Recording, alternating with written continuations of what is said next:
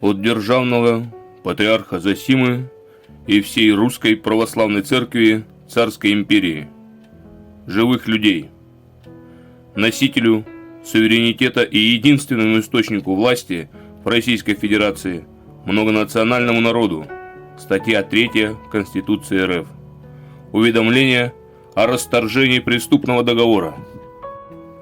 Данный документ был вынужденно направлен к народу РФ, так как другие лица и носители власти в Российской Федерации являются заинтересованными лицами и не имеют права законно решать подобные вопросы, касаемые достоинства человека.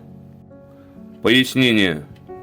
На данный момент доподлинно известно, что Российская Федерация является простой торговой фирмой, причем зарегистрированной в США под номером DUNS No.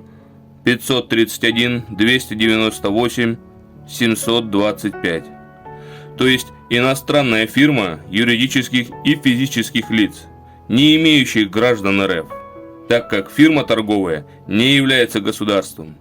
И этому много подтверждений. Например, постановление правительства Российской Федерации от 3 декабря 2022 года номер 2219 Москва, утвержден 18 сентября 2023 года номер 1521. Цитирую.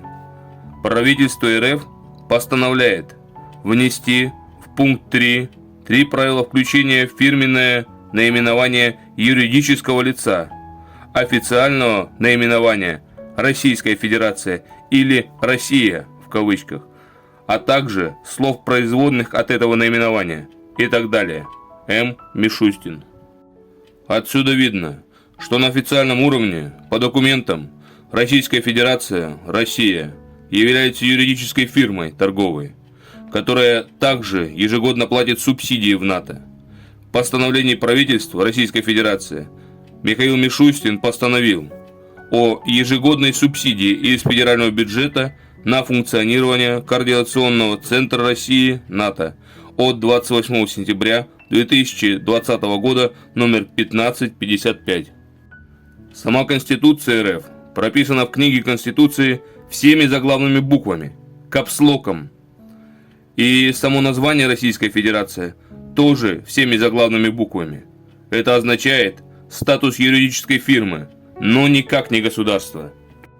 В виде этой регистрации в США, а также ежегодные субсидии в НАТО, хочется напомнить пророчество святого Паисия Святогорца для православных. Цитата. «В России власть захватят иудеи и сотворят заговор, из-за которого от России отвернутся все страны в один миг». Что в принципе мы все сейчас и наблюдаем. Практически все люди вовлечены стать предателями своей родины и веры в Бога, хотя и неосознанно. Но что самое интересное, так это то, в каком статусе пребывают люди, живущие под властью иудеев, властей России, Украины и Белоруссии, то есть земли Святой Руси, которую разделили на части. Тот факт неоспоримый, что во власти чужие находятся, подтверждает то, в какой статус они загнали людей в земле русской. Это статус физических лиц, обозначает мертвые тела недоразвитых рабов. Понимаете? Физлица не имеют прав, но только обязанности. Теперь вопрос о гражданстве Российской Федерации. Если РФ это фирма, то у коммерческой фирмы иностранной не может быть граждан. А Конституция РФ – это проект для обмана людей. Пока люди верили в эту Конституцию, всех загнали в статус физлиц. Итак, статья 6 Конституции РФ гласит: гражданство РФ приобретается в соответствии с федеральным законом. И только спустя 9 лет был принят первый федеральный закон о гражданстве РФ, ФЗ номер 62. Только через 9 лет мог бы появиться первый гражданин РФ, но не появился. Почему? Потому как в этом законе, ФЗ 62, предусматривается только два способа иметь статус гражданина РФ, и мы их подробно разберем. Статья 5. Граждане РФ являются: первое. Если приобрели его гражданство на день вступления в силу закона ФЗ 62, но это исключено так как до этого не было законов о гражданстве, ибо статья 6 Конституции в совокупности со статьей 41.2, часть 4, пункт Г ФЗ-62 запрещают по своей сути вообще иметь гражданство РФ. Поэтому второй способ получения гражданства РФ тоже отпадает, который гласит, что якобы могут быть гражданами РФ те лица, которые приобрели его в соответствии с федеральным законом 62. Но именно этот закон ФЗ-62 в статье 41.2, часть 4, пункт Г говорит нам, что, читаем, часть 4, лицо не признается гражданином РФ в случае, если Г. После первичного получения паспорта РФ лицо приобрело гражданство РФ в порядке, установленном настоящим федеральным законом. То есть, если вы приобрели гражданство РФ на основании ФЗ-62, то вы не имеете права на гражданство РФ. Это хитрая магия лукавых слов. Изначально в Конституции статья 6 стоял уже запрет на гражданство, ибо сия Конституция РФ вступила в законную, в кавычках, силу в 1993 году, когда еще не было граждан РФ. То есть гражданство РФ могло появиться только на основании федерального закона. Но он, федеральный закон 62, вышел только спустя 9 лет после вступления в силу Конституции РФ от 1993 года. Значит, до этого закона ФЗ-62 от 31 мая 2002 года не было граждан РФ, правильно? Так точно. Но когда вышел закон ФЗ-62, он в статье 41.2, части 4, пункт Г, по сути, запретил людям быть гражданами РФ. Это запутывание людей. Про это говорил святой Христофор Тульский, что тот правитель, который будет после Ельцина, он, военный, всех запутает. Так и есть. Это словесный блуд.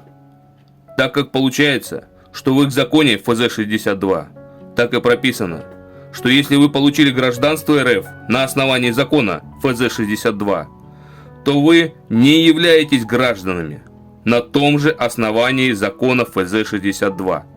Это сатанинское логово зверей, мастера по запутыванию народа. И так как власти РФ не могут назвать по закону всех людей физлицами, ибо это преступление против человечности, геноцид и так далее, то они пошли другим путем. В других законах меньшего уровня назвали людей и граждан физлицами. Например, Гражданский кодекс, глава 3. В Уголовном кодексе, в статье 198, все, кто платит налоги, это физлицы. В статье 19 УК РФ уголовному преследованию подлежат только физлица. Закон РФ о статусе судей от 26.06.1992 года с изменением от 27.11.2023 года. Статья 1, пункт 6. Требования судей относятся только к юрлицам и физлицам. То есть во всех таких малых законах, то есть негосударственных, указаны только физлица. Нет человеков и граждан. Власти РФ открыто пишут, что у них нет власти и полномочий на живых людей, а также на граждан. Потому что Российская Федерация – это фирма иностранная, имеющая власть только на юрлиц и физлиц.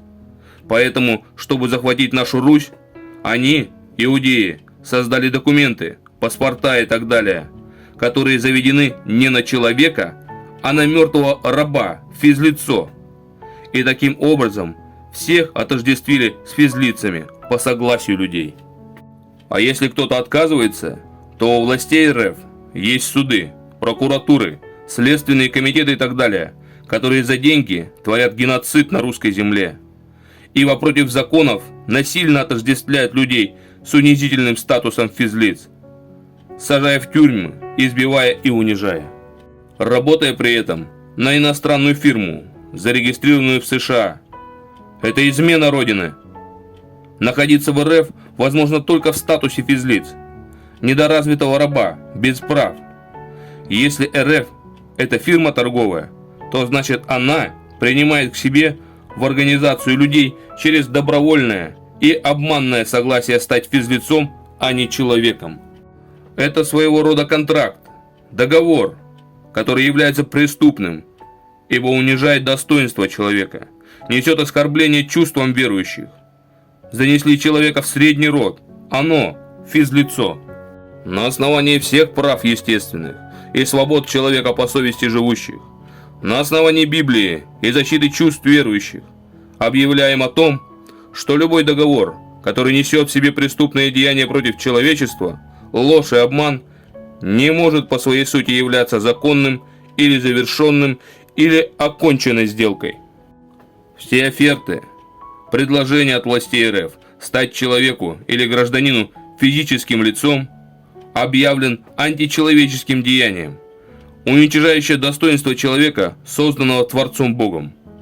В Конституции РФ в статье 3 говорится, что народ является единственным сувереном и источником власти. Но это бред, ибо весь народ в РФ стали бесправными физлицами. Везде врут, и на это лжи приносят клятвы отцу лжи дьяволу, уничижая человеческое достоинство. Но почему, вы спросите, я указал в начале документов шапки вас, весь народ земли нашей? Потому что вас также обманули, и вы, люди, все для меня и всей церкви, Русской Православной Церкви Царской Империи, являетесь образом Бога, и вы не причастны к причисленным преступлениям, поэтому будем отвечать их же оружием. И если народ, люди, являются по законам РФ единственным источником власти в РФ, то вот мы объявляем пред народом о нашем официальном непринятии договоров РФ стать физлицами и выходим от фирмы РФ иностранной, из всех ее статусов позорных и преступных, и люди нам вот свидетельство всеобщее. Державная Зосима и вся церковь, Русская Православная Церковь Царской Империи.